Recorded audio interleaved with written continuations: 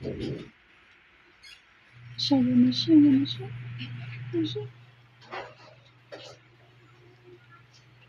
Kaya na tayo.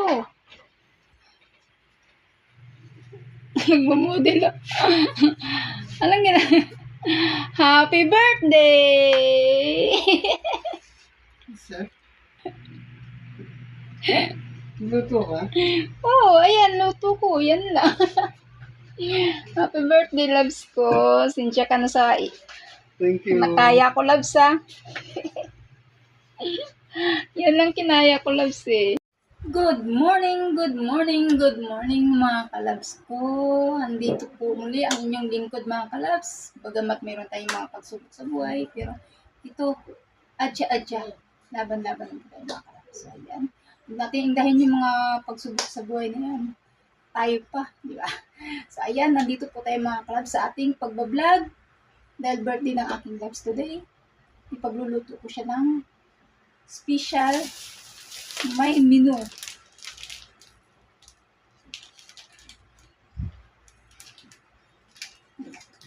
Ito, kadalasan sa ginagawa nito ay lumi at ang ginagawa dito.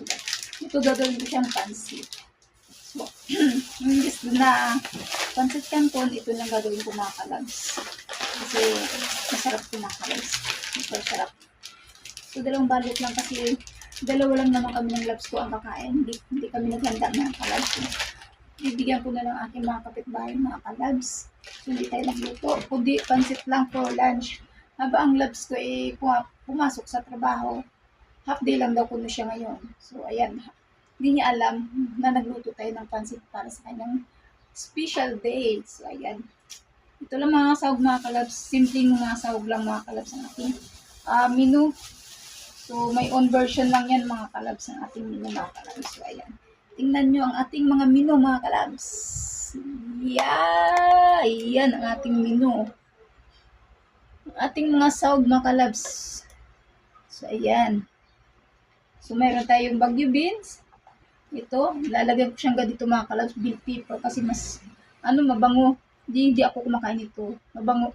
Ang gusto ko lang nito, mabango lang kasi siya. Pero, healthy ito, mga kalabs. So, ngayon, nalaman ko na healthy siya sa katawan natin, kakain ako nito, mga kalabs. So, ayan, ang ating mga sahog. Hulyo. So, mayroon tayong, hiniwalay na taba ng baboy. Kasi, pamantikain natin siya, tsaka mayroon tayong laman. Tinanggalan ko ng taba kasi pamantikain ko siya. At kunting chicken liver. So, ayan ang ating mga sahog, mga kalabs, sa ating menu for today, mga kalabs. Kung sa Ilonggo, tawagin ito, mga kalabs, bam yata. Ang tawag ito sa luto. So, ngayon, wala akong ibang maisip na mailuto, mga kalabs. So, ito na lang aking lutuin for lunch. Merienda na, tanghalian pa. Hindi alam ng labs ko nagluto ako ngayon, mga kalabs. So, uwi siya ng tanghalian. Bibili na lang doon siyang lutong ulam for lunch. So, ayan. Ipiprepare natin, mga kalabs, ang ating, ang ating mga ingredients. So, gaganyanin lang natin siya, mga kalabs.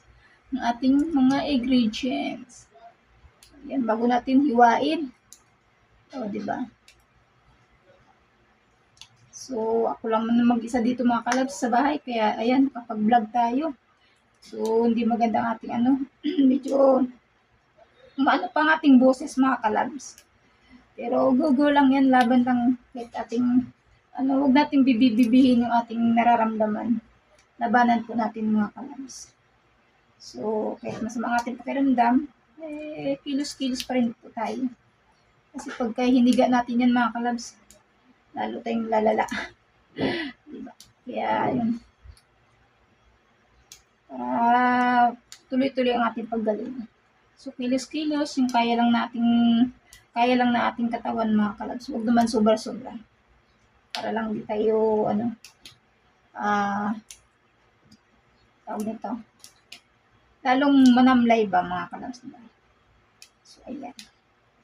So, prepare ko lang to bago natin lutuin igisa. So, sa aking version lang, mga kalabs. So, ayan.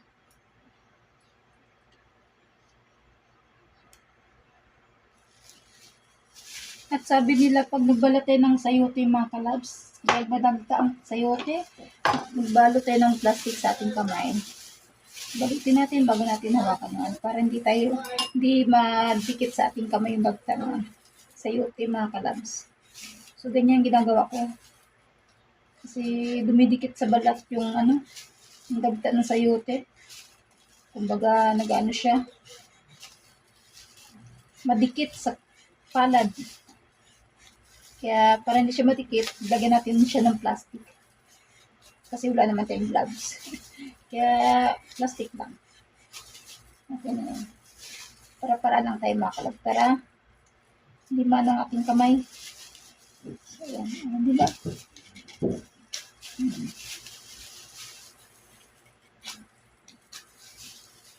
Kasi yung iba niyan, ginaganyan pa mga kalabs. So, inikot-ikot pa siya. Ako hindi ko na ginawa.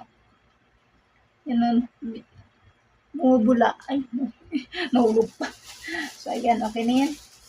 Kasi nakabalot naman ng plastic yung ating kamay. Ayan. Bago natin siya bibiyakin at tatanggalan ng buto. Malambot ang lambot ng sayoting nabili natin. So, ayan. Ganyan lang. Diba?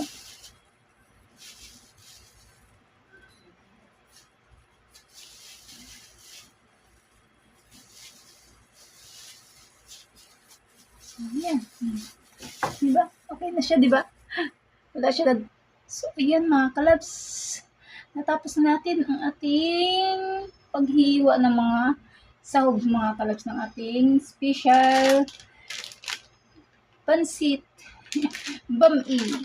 So, ayan mga kalabs sa ating ginawa mga kalabs. So, ayan ating carrots,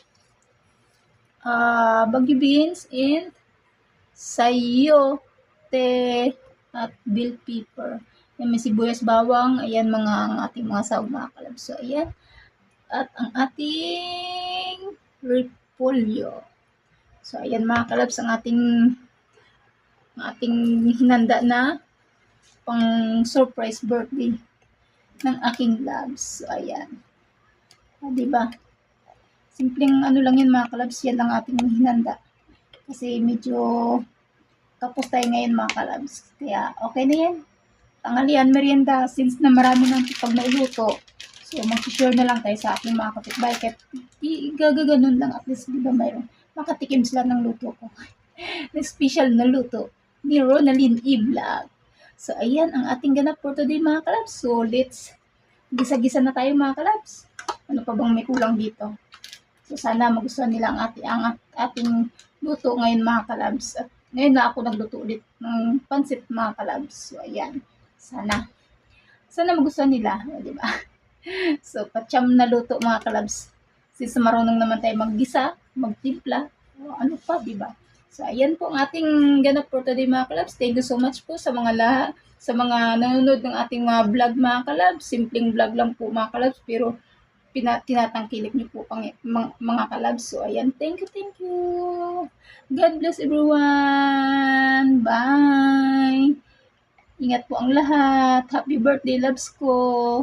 Para sa loves ko, ito ang kanyang special handa.